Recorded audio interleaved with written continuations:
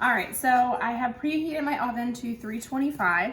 I'm going to take my pan. I put foil paper down on my baking sheet here. I don't know why it's coming out so funny, but I'm gonna pan the sheet so that way it doesn't stick, okay? And then I'm gonna lay out my pretzels. Now remember, we're halving everything. So, and I already washed my hands and I pulled my hair back, okay? We are halving everything. So when you lay down your pretzels, you probably really don't need to measure your pretzels out, only because you need as many as the sheet can hold, okay? In your baggie that I made for you, there is about 2 cups in there. So that one doesn't have to be as precise. But we're gonna lay these all out. Okay, so here it is all laid out onto the pan. Now come over here and we are going to heat up our mixture.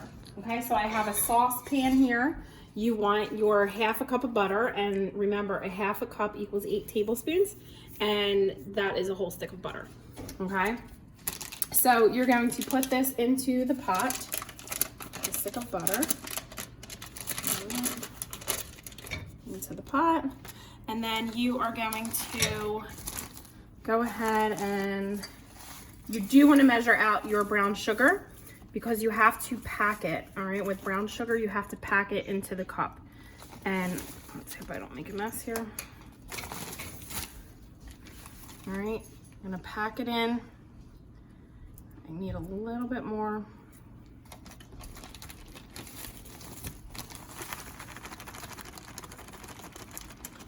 And you, like I said, you do want to measure that out because you don't want too much of that. Too many pretzels wouldn't be a big deal in the bottom. Too much brown sugar will change your recipe, okay? All right, so let's put that all in, make sure it's packed.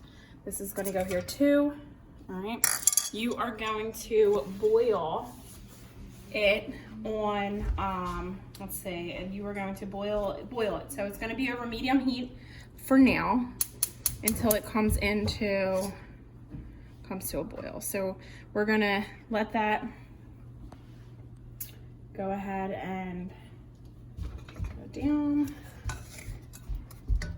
All right, so everything is melted down, and this is what it looks like melted down. And now we're just gonna keep stirring so that way it boils, because remember, it has to boil for 3 minutes, okay? It's gonna bubble and boil for 3 minutes, and we want to stir that constantly.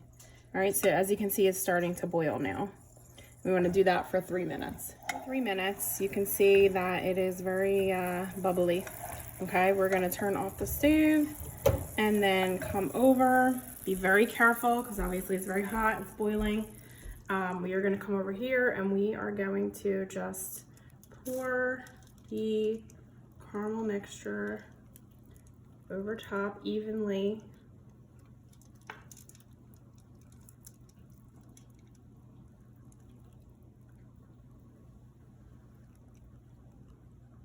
And they said don't worry about if you miss spots in the oven, it will kind of even out. Okay, so don't worry about that. All right, so now we are going to put it in the oven for 8 to 10 minutes on 325. It was already preheated, and then we're going to wait for it to be nice and bubbly. All right. So we have it boiling everywhere. It's bubbling from one side to the other and also in the middle. So we're going to take it out. All right, we're going to keep the oven on.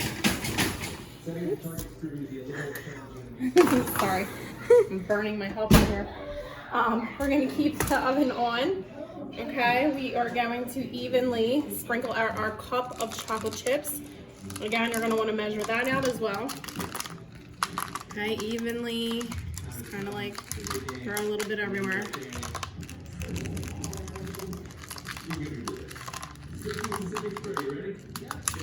Okay. We are going to throw it back in once we're done. Just enough to soften and melt. It says like 1 to 2 minutes.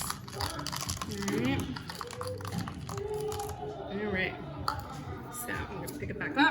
Put it back in 1 to 2 minutes, and then I will see you back. They look pretty softened. You don't want to do too much because you want to use the spatula. All right. Here. And you want to just take your spatula, and it's going to move the pretzels around because everything's still really hot. So just be careful. Kind of just spread it around.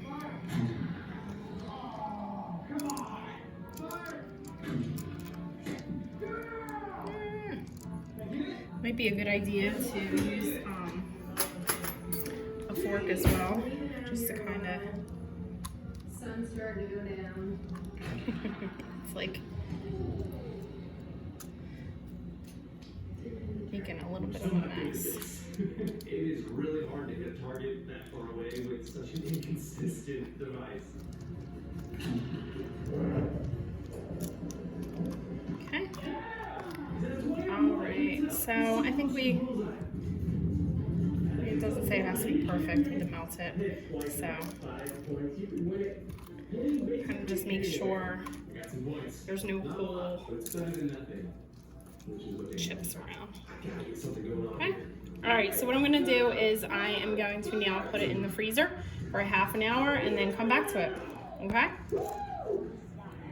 Okay, so a little improvising here. I took it off I put the tray, I put it out actually in my garage, and I put a piece of wax paper over top so nothing got into it. It was cold enough to make the chocolate form, but not cold enough to make the caramel all the way hard. Okay, so what I did was I took it off the foil paper, I put it in this container here, and now I'm going to stick the container in the freezer. So if you don't have enough room in your freezer, because I definitely didn't, to put a whole sheet pan in there, what you can do is that you can kind of let it cool off and get cold, and then after the chocolate hardens, put it into a container and try to put the container into the freezer, and then we're going to see how this goes. They taste really good. We have tasted them, but they're not necessarily frozen yet, so we're going to try that. All right.